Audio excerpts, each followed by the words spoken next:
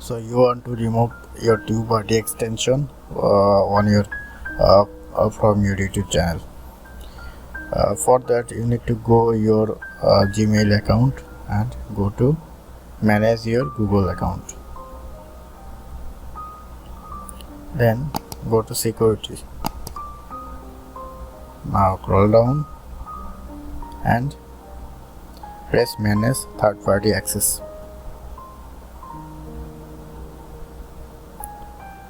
Press here and remove access. Okay.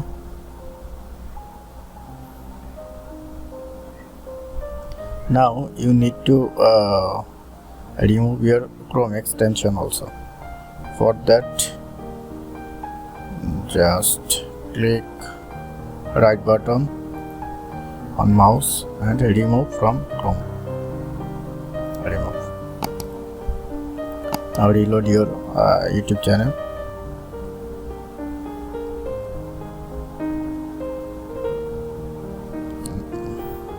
Now it's gone permanently. Okay, thank you guys, hope you enjoyed.